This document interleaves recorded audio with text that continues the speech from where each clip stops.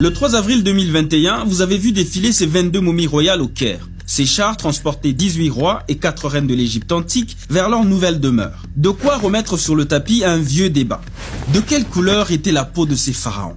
Elle était noire même au-delà de la 18e dynastie. Et si on avance plus dans le temps, les autres rois non plus. Les Ramsès, les Séti, les Toutankhamon, les Amenophis, les Hatshepsut. En plus, en regardant les effigies, les personnages, les corps, parce que je travaille beaucoup sur les corps, c'était tellement évident que ces corps-là, c'était des corps de Noir, de Camille, etc.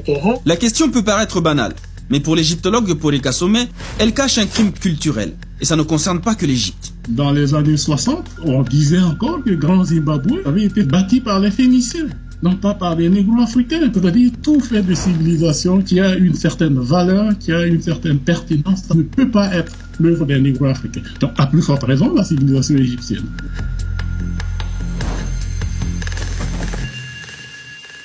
Je vous explique. Jusqu'au milieu du XXe siècle, la théorie acceptée par les égyptologues était que les Égyptiens de l'Antiquité étaient blancs. Puis paraît en 1954 Nation nègre et culture. Dans son livre, l'historien égyptologue sénégalais Cheikh Anta Diop affirme que les Égyptiens de l'Antiquité étaient plutôt noirs. Les toutes premières dynasties sont noires. On a des représentations du roi Khéops, du roi Narmer, du roi Djoser. Je pense que devant ces représentations-là, il n'y a aucune discussion possible. Mais alors, pourquoi l'histoire racontée dans les livres ou dans les films les représente en blanc? Cheikh Anta Diop a passé toute sa vie à marteler qu'il y a eu falsification.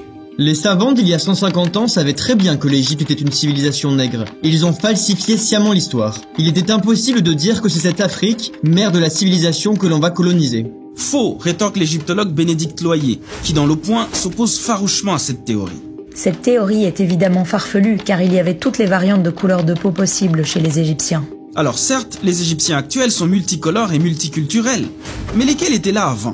Quand j'entends parler les égyptologues blancs, je vois qu'ils ne remontent pas très loin. Ils remontent à Cléopâtre et je me dis, ils auraient dû avoir l'honnêteté de dire qu'ils ne touchent à l'Égypte antique qu'à partir d'une certaine époque. Entre ces deux thèses qui s'opposent, il y en a une autre, plus récente, mais qui, elle, cherche maintenant une sorte de juste milieu.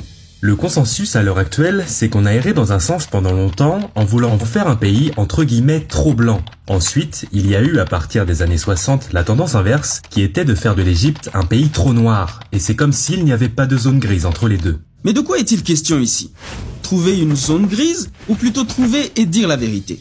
Car comment expliquer par exemple le fait qu'on retrouve des traits esthétiques négro-africains chez des personnes que l'on dit blanches? Même quand on voit Cléopâtre, elle est coiffée comme une pharaon noire, elle porte vraiment les attributs du pouvoir des pharaons.